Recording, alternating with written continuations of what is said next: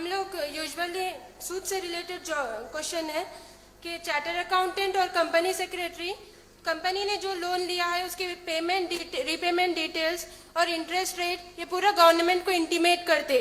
जो आप सूद के 10 किस्में बताए हैं, हम लोग इसमें मतलब इन्वॉल्व है कि इंटीमेशन देने का हम लोग की ड्यूटी है। सो उसमें कुछ हम आते क्या, यह करना जायज़ है या नहीं? बहन ने बहुत ही अच्छा सवाल किया है।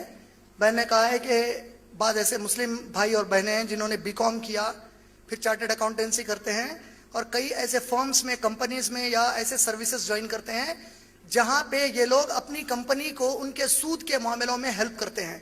तो इस सूरत में ये करना जायज़ है कि नहीं है?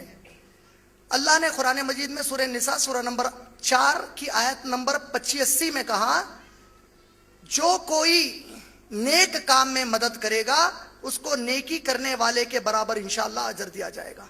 जो बुरे काम में मदद करेगा उसको गुनाहगार के बराबर का गुनाह दिया जाएगा। इस ज़िमन में जब आपको यह पता चल चुका है कि आप सूद के मामले में कहीं भी हेल्प कर रहे हैं, का मतलब आप उस चीज को प्रमोट कर रहे हैं जिसके बारे में अल्लाह कह रहा है मेरे और मेरे नबी से जंग करो।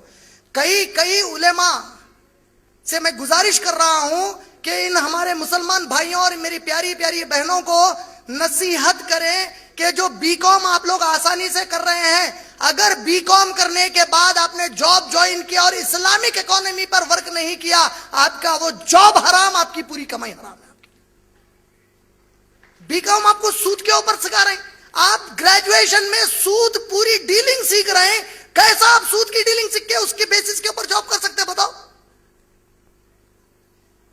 अगर वो सर्टिफिकेट बुनियाद बन के आपको कहीं भी जॉब मिला, जॉब कितना भी हलाल हो, उस सर्टिफिकेट की वजह से हराम है, आखिरत तो गई काम से।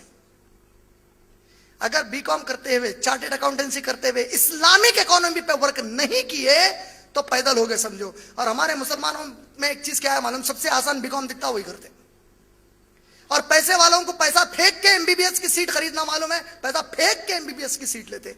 अरे आईएएस और आईपीएस बनो मेरे भाई। कंट्री आईएएस और आईपीएस चलाते, 5 साल आने वाला सियासतदान 2 कौड़ी का नहीं चलाता। पढ़े लिखे आईएएस आईपीएस होते ये लोग, जो दिमाग बनते गवर्नमेंट का, गवर्नमेंट वही पॉलिसी इंप्लीमेंट करती। और जो गवर्नमेंट का दिमाग है उसमें हमारे बददिमाग मुसलमान है ही नहीं, तो कौम का कैसा भला होगा? आईएएस आईपीएस के लिए कोचिंग्स लो, मेहनत करो, अल्लाह मदद करेगा उसके बाद इंशाअल्लाह। समझे कि नहीं समझे? जज़ाकल्लाह खैर। बहन, वो आपके लिए काम जायज नहीं है जब आपको ये क्लियर है कि आप सूद के किसी मामले में किसी को हेल्प कर रहे हैं, तो बिल्कुल जायज नहीं है आपके लिए। उम्मीद आपको